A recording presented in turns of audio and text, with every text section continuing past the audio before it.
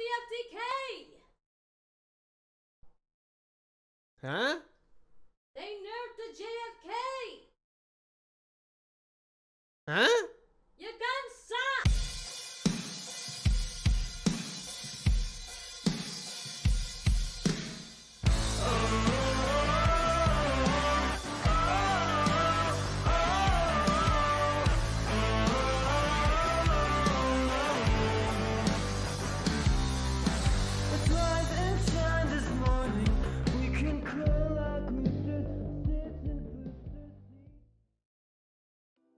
So as you know, the season just dropped a couple days ago, and the HVK 30 just got a nerf, a pretty substantial nerf actually. It got a nerf to the large caliber ammo. So I'm going to be going over some stats and tell you guys everything about it right now. I want to start off this video by saying so far I'm going to compare these stats to Hawk's Nest's stats that he has when the large caliber first came out. He made a video on the range and the damage and all that stuff. I'm going to link the video down below in the description. So if you want to check out that video, that's going to be what I'm comparing everything to now. So from that to all the new stats now coming up that I'm going to show you. So if you don't know what I'm talking about, I'm going to show you the patch notes right now. So these are the patch notes. It says decreased HVK 30 large caliber ammo mid-range damage. So we're going to go over exactly what that means and what the new damage ranges look like and the new time to kills look like. All right, so the first thing we're going to look at today is the reload speed. So your magazine capacity went down from 25 to 24, so you did lose one bullet with the new update. It's not that big of a deal. It is one bullet, so it's not too much of a deal breaker. The large caliber magazine does actually still reload a little bit faster than the regular magazine, as you see here. And so the update did not change the reload speed from the magazines. They're still the same.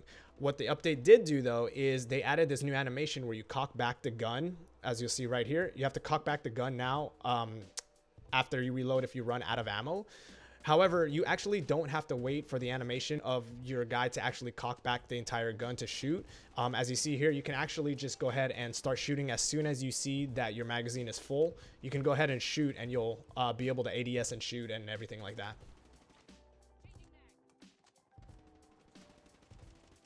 So the next thing I tested was the fire rate. So the fire rate did not change from the last season to this season. It is still 711. With my testing, I actually got 720, but we can give a little bit of lenience just in case of any differences in like recording software or anything like that. It's just a difference of a couple of frames. So from here on out, I'll go ahead and reference still the 711 rounds per minute. All right, so now we're going to be taking a look at the damage. So this is where the nerf actually happened. Right now, what I'm going to bring up is a chart that I recreated real quick from Hawk's Nest's video. So he's comparing on the left the regular mag to the large caliber mag on the right. So this is when the large caliber first came out. He was comparing the regular to the large caliber. But now what I'm going to do is compare the large caliber from the previous season to season 13. So as you see, I'm going to move that over to the left there, and I'm going to bring up the new large caliber stats on the right. So as you can see, all damage is split between three tiers. It's going to be the leg, the body, or the head. So obviously body does more damage than the legs, head does more damage than bodies and legs.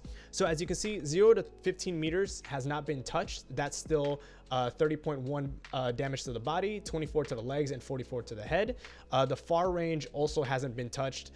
15 damage to the leg, 19.8 to the body, and 31 to the head. Where the nerf actually happened is that middle section. So the range got nerfed a little bit from 65 meters to 55 meters, and then the damage got nerfed from 28.4 to the body to 24.4, from 23 in the legs to 19 in the legs, and then 41 in the head to 37 in the head. So that range nerf really isn't that big of a deal. You're not going to be taking fights past 55, 65 meters anyways or anything like that. The main nerf is going to be the damage in the middle yellow section there. It really does drop your time to kill and also the potential for faster time to kills. I'll show you what I mean in a little bit. All right, so here's where the nerf really affects the gun. It's going to be in the middle section of the time to kill. So as you can see, the up close section, 0 to 15 meters, is still the same, 253 milliseconds. The far range, 422 milliseconds. Again, not that big of a deal, that range nerf or anything like that. That middle section from 15 meters up to 55 meters, though, does go down from 253 milliseconds to 338 milliseconds. So this is a general time to kill. This is assuming all chest shots. Where it really does hurt the weapon is in the potential for faster time to kills. So as you can see on the left there, if you're going for headshots, 0 to 15 meters, you can drop your time to kill to 169 if you get one headshot. And that middle section, you only need 2 headshots to go from 253 to 169. So 169 milliseconds from 0 to 65 meters is huge. But now with the new nerf, as you can see on the right, that first 0 to 15 meters is still the same at 1 headshot, but the middle section really got nerfed. So in that middle section, you're going to be mainly 5-shot killing at 338 milliseconds. In order to get a 4-shot kill, you are going to need 1 headshot to bring it down to 253 milliseconds. And then you're going to need to hit all 3 headshots to bring it down to that 169 milliseconds. So the potential for 3-shotting and for getting headshots and reducing your time to kill has really, really plummeted. Luckily though, up to 15 meters, that 3-shot super fast potential is still there if you do hit 1 headshot to bring it down to 169, which is very fast for an AR. All right, so overall, what do I think about the weapon? So let's go over to nerfs real quick again. You're going from 25 bullets to 24 bullets. You are losing the damage in the middle section, which is going to be the biggest nerf that they gave it.